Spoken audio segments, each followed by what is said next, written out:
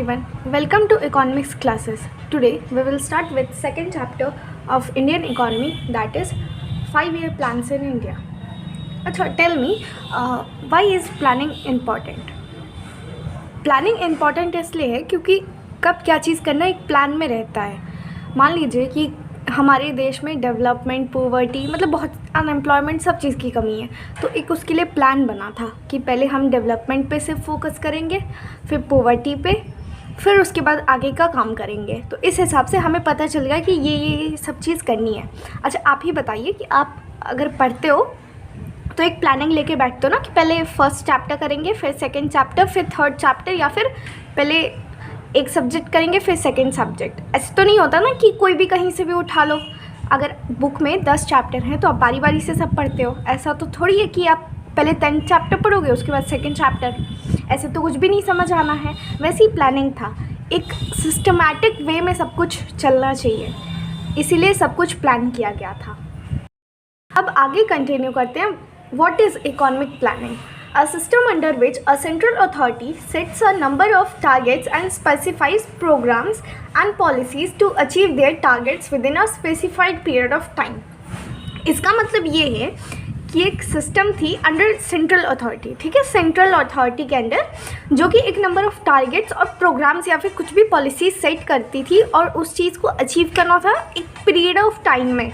मतलब कि एक स्पेसिफिक पीरियड दे दिया गया था कि इसके अंदर आपको ये सब टारगेट्स अचीव कर जाने हैं, ठीक है. Planning commissions was set up in 1950 under the chairmanship of prime minister Pandit Jawaharlal Nehru. Planning commission कब सेटअप हुई थी? 1950. और किसके अंडर सेटअप हुई थी? Pandit Jawaharlal Nehru. Later planning commission was replaced by NITI Aayog in January 2015. Planning commission को फिर हमने किससे रिप्लेस कर दिया? नीति आयोग से. कब किया था? जनवरी 2015.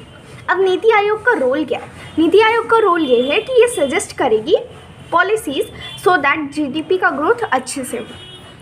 अब यहाँ देखिए, प्लानिंग दो टाइप की होती है. एक डायरेक्टिव प्लानिंग होता है, एक कॉम्प्रिहेंसिव प्लानिंग होता है. हम दोनों के बारे में अच्छे से पढ़ते हैं.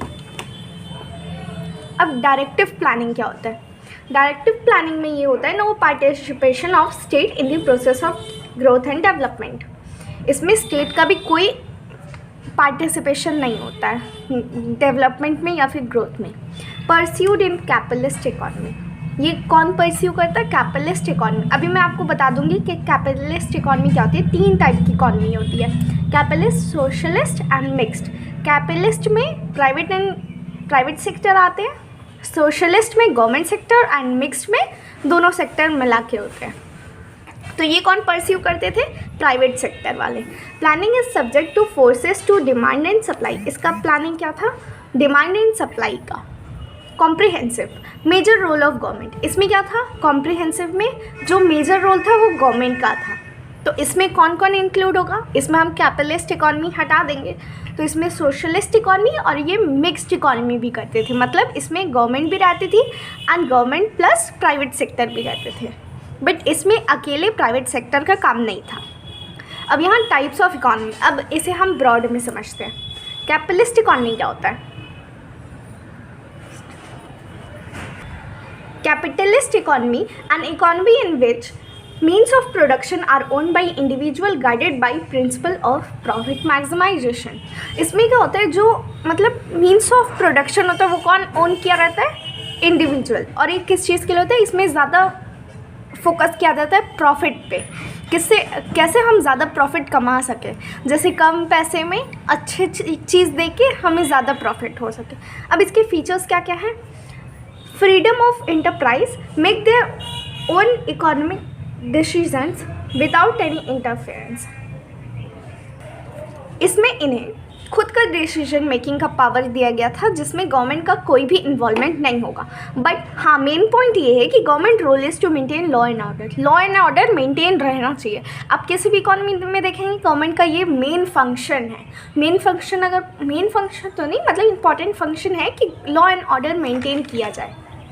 अब यहाँ प्रॉफिट मोटिव, मैंने यहाँ पे आपको बताया था इसमें क्या था? प्रॉफिट मोटिव होना चाहिए. और यहाँ पे फ्री ट्रेड, इन्हें फ्री ट्रेड करने को दिया गया था. अब सब चीज़ के मेरिट्स डिमेरिट्स होते हैं, तो इसके भी हम मेरिट्स डिमेरिट्स देख लेते हैं। मेरिट्स क्या क्या है? Products will be produced as per consumers demand. इसमें क्या होगा, अगर आपको प्रॉफिट चाहिए तो आप क्या करोगे कि जो डिमांड में है अभी बस उसी पे फोकस करोगे। अगर मान लीजिए कि बिस्किट्स का ज़्यादा डिमांड है एज़ पर कुरकुरे, तो आप क्या करोगे? कुरकुरे बनाओगे तो आपको पता है कि 10, अगर आपने 10 कुरकुरे बनाए तो उसमें से सिर्फ 2 सेल हुआ, और अगर आपने 10 बिस्किट बनाए तो 10 में से 10 टोटल सेल हो गए। तो आप क्या चाहोगे कि मेरा कम वो नुकसान हो, ज़्यादा प्रॉफिट हो। तो आप क्या करोगे? जो कंज्यूमर का डिमांड है उसी पे चलोगे। तो इसमें क्या होता था, products will be produce as per consumers demand. Latest technology, इसमें लेटेस्ट एकदम टेक्नोलॉजी यूज़ किया जाता था। क्यों यूज़ किया जाता था? क्योंकि आपको इसमें ज़्यादा प्रॉफिट चाहिए। अगर आप एक लेबर रखोगे, लेबर रखा आपने 100 रुपये का, ठीक है, एक दिन का अर्निंग उसका।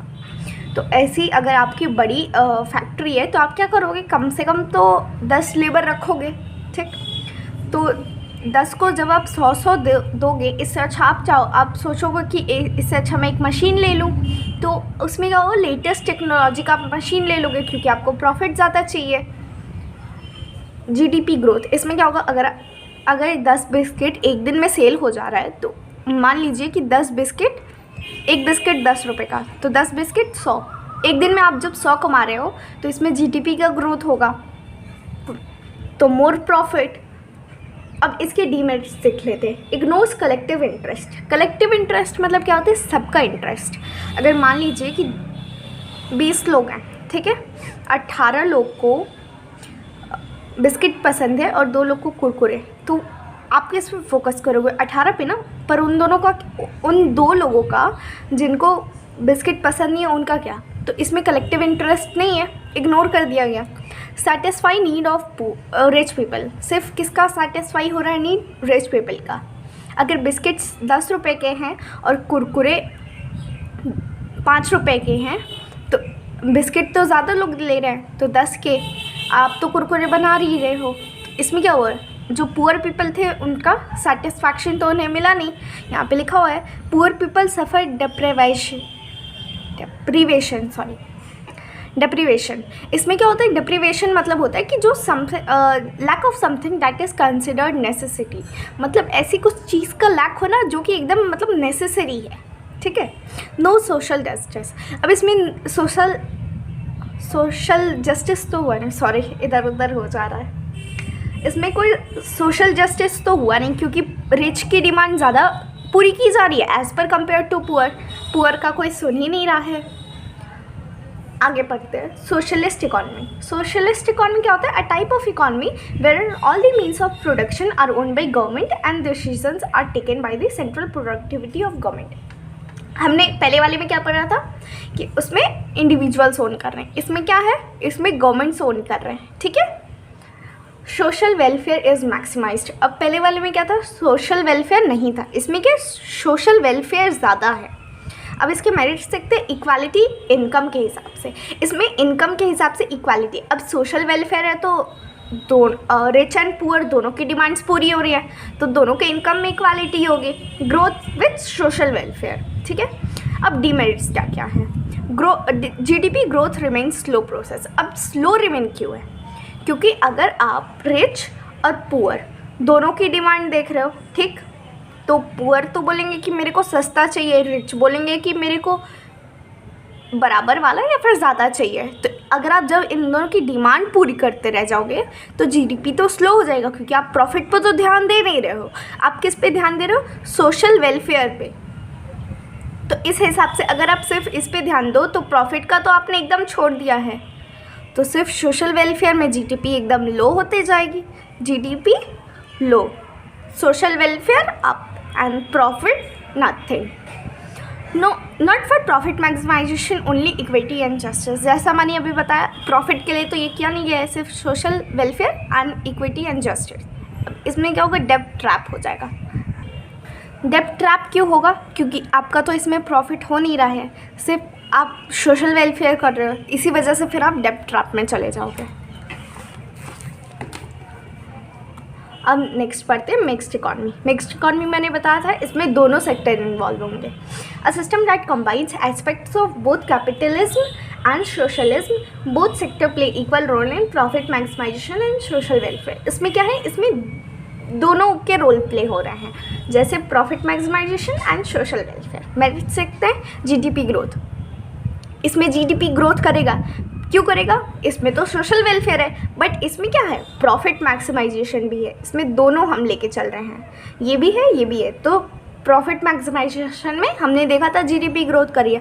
तो मतलब सिंपल सा, अगर आपको ये नहीं भी याद हुआ इसके मेरिट्स तो आप क्या करना, कैपिटलिज्म वाले एंड सोशलिज्म वाले दोनों के मेरिट्स इसमें लिख देना, क्योंकि प्रॉफिट मैक्सिमाइजेशन किस में था, कैपिटलिस्ट इकॉनमी में, एंड इसमें भी है।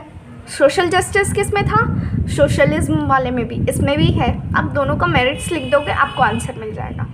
Profit maximisation, social justice. अब इसका डीमेरिट्स, जो सबसे मतलब इम्पॉर्टेंट डीमेरिट है उसका करप्शन है। अब करप्शन क्यों है, मुझे आप लोग अगले वीडियो में मुझे आप लोग कमेंट करके बताओगे कि इसका करप्शन क्यों है। Goals of planning in India. अब इंडिया के गोल्स क्या क्या है। Long term goals to be, देखो दो टाइप्स के गोल होते हैं, ठीक है, long term goals and short term goals to be achieved over a period of 20 years. Long term goals में क्या होता है, जैसे आपने कुछ मान लीजिए कुछ टारगेट रखा, तो वो आपको 20 साल में अचीव करना है, और शॉर्ट टर्म में विद इन 5 ईयर्स। ओके, अब लॉन्ग टर्म गोल्स में मॉडर्नाइजेशन है, adoption of new technology and changes in social outlook. अब एक बार में तो कोई मॉडर्न हो नहीं जाएगा, बारी बारी से टाइम लगेगा, इसलिए लॉन्ग टर्म गोल्स में है, ठीक है। तो लॉन्ग टर्म गोल्स में हमने देखा था कि न्यू टेक्नोलॉजी का लेने का, मतलब न्यू टेक्नोलॉजी अडाप्ट करने का, ठीक है। Self reliance, reducing dependence of imports. Self reliance मतलब कितना, अपने पे डिपेंड होना, जैसे इम्पोर्ट्स को रिड्यूस करना और एक्सपोर्ट्स करना ज़्यादा। Economic growth, increase in the aggregate output of goods and services. Aggregate outputs of good मतलब गुड्स एंड सर्विसेज में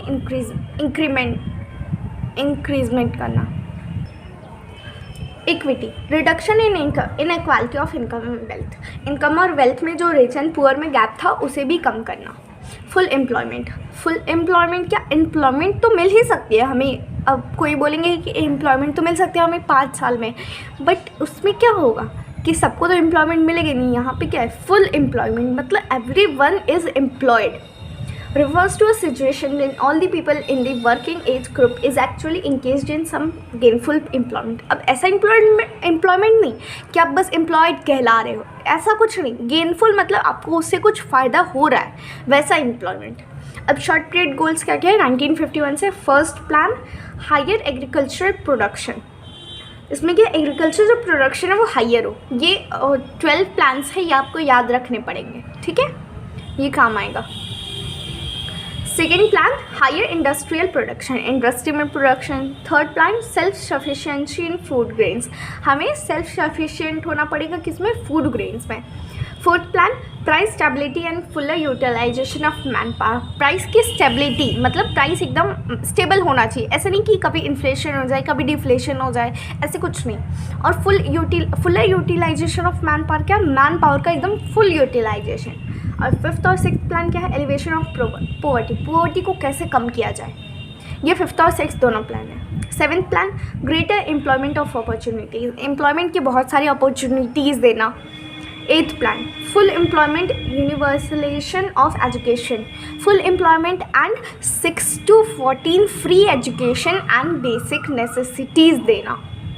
ninth plan growth, price stability and environmental sustainability, growth होना, price stability and environment sustainability. Tenth plan क्या है, better quality of life मतलब better quality मतलब जो basic necessities एक human being की है उसको अच्छे से देना। 11th plan poverty reduction, job creation and protection of environment. Poverty reduction, वही पोवर्टी का फर्स्ट से आ गया, पोवर्टी कम करना। जॉब क्रिएशन कैसे करेंगे, एंड प्रोटेक्शन ऑफ इन्वायरमेंट को कैसे प्रोटेक्ट कर सकते हैं। 12th प्लान क्या है, sustainable and inclusive growth. Features of economic policies till 1991। अब 1991 तक क्या क्या पॉलिसीज़ थी? Heavy reliance on public sector का बहुत हैवी रिलायंस था। Focus on saving and investment, सिर्फ सेविंग एंड इन्वेस्टमेंट पे फोकस था। Protection of small scale industries and regulation of large scale industries, protection किया जाता था स्मॉल स्केल इंडस्ट्रीज़ को and regulation of large scale industries. Focus on import substitution पे बहुत focus था। अब अचीवमेंट्स क्या क्या हुए इस प्लानिंग से? जीडीपी ग्रोथ हुआ, जीडीपी बहुत अच्छे से बढ़ा। इंक्रीज इन नेशनल इनकम बहुत अच्छे से बढ़ा। रिफॉर्म्स इन एग्रीकल्चर पे बहुत अच्छा ध्यान दिया गया। ग्रोथ एंड डाइवर्सिफिकेशन, एम्प्लॉयमेंट बहुत अच्छे से हुआ। इकोनॉमिक इंफ्रास्ट्रक्चर किससे रिलेटेड, जैसे ट्रांसपोर्टेशन, कम्युनिकेशन, बैंकिंग बहुत अच्छे से हुआ। सोशल इंफ्रास्ट्रक्चर जैसे कि हेल्थ, एजुकेशन, रोड्स वगैरह वगैरह पे ध्यान दिया गया। Last, failures of planning. अब इतनी सारी प्लानिंग करने के बाद भी अब ज़रूर सब चीज़ का एडवांटेजेस है तो डिसएडवांटेजेस है, मेरिट्स है तो डीमेरिट्स है। अगर कुछ किया गया तो उसका फेलियर भी है। अब फेलियर हम किस में, मतलब पीछे रह गए, पोवर्टी। अब हमारी कंट्री में इतनी ज़्यादा पॉपुलेशन थी कि सबको कंट्रोल नहीं कर पाया गया। पोवर्टी फिर भी अभी कहीं ना कहीं है। हाई रेट ऑफ इन्फ्लेशन मतलब क्या होता है? महंगाई, ठीक है, हाई रेट हो गया इसका। अनएम्प्लॉयमेंट अभी भी नहीं गई है। आप गांव में आके देखोगे तो गांव में अभी भी बहुत लोग हैं जो अनएम्प्लॉयमेंट की वजह से एग्रीकल्चर सेक्टर में इन्वॉल्व हैं। अगर एक खेत पे 4 जनों की ज़रूरत है तो उस खेत पे अभी भी घर के पूरे लोग काम कर रहे हैं। क्यों काम कर रहे हैं? क्यों कहीं नहीं जा रहे कमाने? क्योंकि एम्प्लॉयमेंट नहीं है, कोई जॉब्स नहीं है, वो कहाँ जाएंगे काम करने, इसीलिए अनएम्प्लॉयमेंट अभी भी है। स्क्वीड डिस्ट्रीब्यूशन, इसका मतलब क्या होता है कि डिफरेंस बिटवीन वेरियस क्लासेस। क्या होता था? रिच एंड पुअर में बहुत ज़्यादा गैप हो गया था। रिजर्वेशन फॉर बैकवर्ड क्लास, इसीलिए रिजर्वेशन किया गया था बैकवर्ड क्लासेस के लिए। ST, SC, OBC इन सब के लिए रिजर्वेशन किया गया है। अब इम्पॉर्टेंट पॉइंट्स, ये जो मेन पॉइंट्स हैं ये आपको याद रखने चाहिए। ये MCQs, ट्रू एंड फॉल्स या फिर 1 मार्क्स में आ जाते हैं। फर्स्ट 5 ईयर प्लान कब लॉन्च किया गया था? 1951। प्लानिंग कमीशन स्टैब्लिश कब की गई थी? 1950। Planning commission chairman Jawaharlal Nehru थे। इंडस्ट्रियल पॉलिसी रेजोल्यूशन कब हुआ था? 1948। गोल्स क्या थे प्लानिंग के? जीडीपी ग्रोथ को ध्यान में रखा गया था। Modernisation, equitable and self reliance and self sufficiency, ये फाइनेंशियली था और डोमेस्टिक में रखा गया था। ठीक है, thank you for today. Tomorrow we will start a 3rd chapter. Thank you, have a nice day.